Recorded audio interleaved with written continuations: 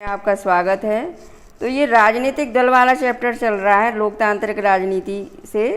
इसमें आज राष्ट्रीय दल समझा रहे हैं। तो अपने भारत देश में कौन कौन से दल ऐसे हैं जिन्हें राष्ट्रीय स्तर पर मान्यता मिली हुई है।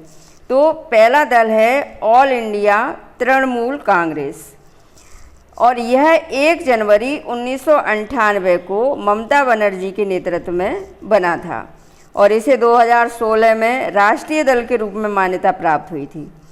पुष्प और तृण पार्टी का प्रतीक है, यानी फूल और तिनका। धर्मनिरपेक्षता और संघवाद के प्रति प्रतिबद्ध 2011 से पश्चिम बंगाल में सत्ता में है ये दल। अरुणाचल प्रदेश, मणिपुर और त्रिपुरा में भी इसकी उपस्थिति है, यानी बंगाल में, पश्चिम बंगाल में है, अरुणाचल प्रदेश, मणिपुर और त्रिपुरा में है। 2019 में हुए आम चुनाव में इसे 4.07% वोट मिले और 22 सीटों पर जीत हासिल हुई, जिससे लोकसभा में यह चौथी सबसे बड़ी पार्टी बन गई थी। अब दूसरी राष्ट्रीय पार्टी है बहुजन समाज पार्टी। स्वर्गीय कांसीराम के नेतृत्व में 1984 में इस पार्टी का गठन हुआ। बहुजन समाज, जिसमें दलित, आदिवासी, पिछड़ी जातियां और धार्मिक अल्पसंख्यक शामिल हैं, के लिए राजनीतिक सत्ता पाने का प्रयास और उनका प्रतिनिधित्व करने का दावा, यानी ये दल इन दलित, आदिवासी और पिछड़ी जातियों का नेतृत्व करता है, प्रतिनिधित्व करता है।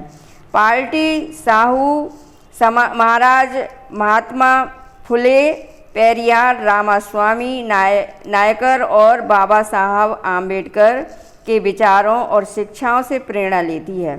दलितों और कमज़ोर वर्ग के लोगों के कल्याण और उनके हितों की रक्षा के मुद्दों पर सबसे ज़्यादा सक्रिय इस पार्टी का मुख्य आधार उत्तर प्रदेश में है। मुख्य आधार यानी ये उत्तर प्रदेश में ही मेन रूप से है ये पार्टी, पर मध्य प्रदेश, छत्तीसगढ़, उत्तराखंड, दिल्ली और पंजाब में भी यह पार्टी पर्याप्त ताकतवर है।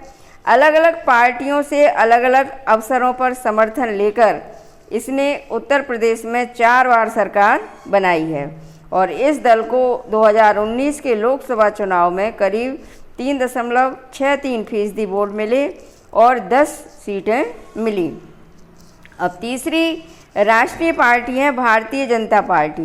पुराने भारतीय जनसंघ को, जिसे श्यामा प्रसाद मुखर्जी ने 1951 में गठित किया था, पुनर्जीवित किया गया 1980 में और पुनर्जीवित करके ये पार्टी बनी। भारत की प्राचीन संस्कृति और मूल दीनदयाल उपाध्याय के विचार, समग्र मानवतावाद एवं अंत्योदय से प्रेरणा लेकर मजबूत और आधुनिक भारत बनाने का लक्ष्य।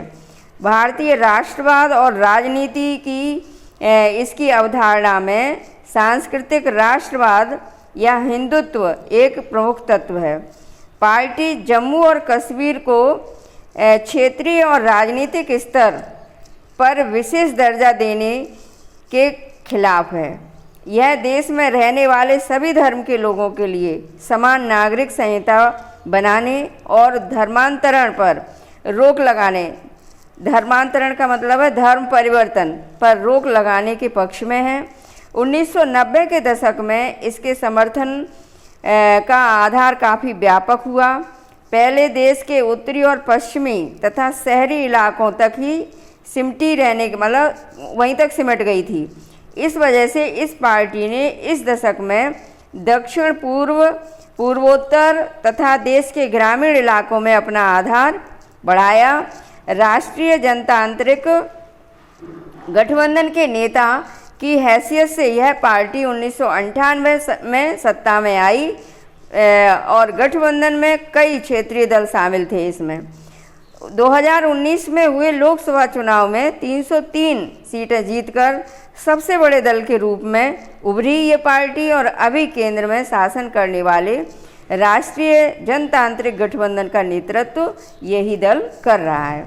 अब इसके बाद राष्ट्रीय पार्टी के रूप में है communist party of India CPI। ये इस पार्टी का गठन जो है 1925 में हुआ। मार्क्सवाद, लेनिनवाद, धर्मनिरपेक्षता और लोकतंत्र में आस्था, अलगाववादी और सांप्रदायिक ताकतों की विरोधी है। यह पार्टी संसदीय लोकतंत्र को मजदूर वर्ग, किसानों और गरीबों के हितों को आगे बढ़ाने का एक उपकरण मानती है। 1964 की फूट के बाद इसका जनाधार सिकुड़ता चला गया, लेकिन केरल, पश्चिम बंगाल, पंजाब, आंध्र प्रदेश और तमिलनाडु में अभी भी ठीक ठाक स्थिति में है। बहरहाल इसका समर्थन धीरे धीरे कम होता गया है। 2019 के लोकसभा चुनाव में इसे 1% से कम वोट और 2 सीट हासिल हुई थी। मजबूत वाम मोर्चा बनाने के लिए सभी वामपंथी दलों को साथ लाने की पक्षधर है ये पार्टी। और अगली पार्टी है communist party of India, Marxist यानी CPIM। ये इसका गठन हुआ है 1964 में। मार्क्सवाद, लेनिनवाद में आस्था है इनकी। समाजवाद, धर्मनिरपेक्षता और लोकतंत्र की समर्थक तथा साम्राज्यवाद और सांप्रदायिकता की विरोधी। अब यह पार्टी भारत में सामाजिक आर्थिक न्याय का लक्ष्य साधने में लोकतांत्रिक चुनावों को सहायक और उपयोगी मानती है। पश्चिम बंगाल, केरल और त्रिपुरा में बहुत मजबूत आधार है इसका। गरीबों, कारखाना मजदूरों, खेतीहर मजदूरों और बुद्धिजीवियों के बीच अच्छी पकड़ है इस पार्टी की। यह पार्टी देश में पूंजी और सामानों की मुक्त आवाजाही की अनुमति देने वाली नई आर्थिक नीतियों की आलोचक है। पश्चिम बंगाल में लगातार 34 वर्षों से शासन कर रही 2019 के चुनाव में इसने करीब 1.75% वोट और लोकसभा में 3 सीटें हासिल की थीं। अब है इंडियन नेशनल कांग्रेस। ये भी राष्ट्रीय पार्टी है और इसे आमतौर पर कांग्रेस पार्टी कहा जाता है और यह दुनिया के सबसे पुराने दलों में से एक है। 1885 में गठित इस दल में कई बार विभाजन हुए हैं। आज़ादी के बाद राष्ट्रीय और क्षेत्रीय स्तर पर अनेक दशकों तक इसने प्रमुख भूमिका निभाई है। जवाहरलाल नेहरू की अगुवाई में इस दल ने भारत को एक आधुनिक धर्मनिरपेक्ष लोकतांत्रिक गणराज्य बनाने का प्रयास किया। 1971 तक लगातार और फिर 1980 से 1989 तक इसने देश पर शासन किया है। 1989 के बाद से इस दल के जन समर्थन में कमी आ गई है और अभी है पूरे देश और समाज के सभी वर्गों में अपना आधार बनाए हुए है। अपने वैचारिक रुझान में मध्य मार्गी इस दल ने धर्मनिरपेक्षता और कमज़ोर वर्गों तथा अल्पसंख्यक समुदायों के हित को अपना मुख्य एजेंडा बनाया है। यह दल नई आर्थिक नीतियों का समर्थन करती है, पर इस बात को लेकर के भी सचेत है कि इन नीतियों का गरीब और कमज़ोर वर्ग पर बुरा असर न पड़े। 2004 से 2014 तक संयुक्त प्रगतिशील गठबंधन सरकार का नेतृत्व 2014 और 2019 के लोकसभा चुनाव में यह पार्टी पराजित हुई। 2019 के लोकसभा चुनाव में इसे 52 सीटें मिली। अब इसके बाद राष्ट्रीय पार्टी है nationalist Congress party. Congress party में विभाजन के बाद 1999 में यह पार्टी बनी थी। लोकतंत्र, गांधीवादी, धर्मनिरपेक्षता, समता, सामाजिक न्याय और संघवाद में आस्था। यह पार्टी सरकार के प्रमुख पदों को सिर्फ भारत में जन्मे नागरिकों के लिए आरक्षित करना चाहती है। महाराष्ट्र में प्रमुख ताकत होने के साथ ही यह मेघालय, मणिपुर और असम में भी ताकतवर है। कांग्रेस के साथ महाराष्ट्र सरकार में भागीदार, 2004 से संयुक्त प्रगतिशील गठबंधन में साझेदार है।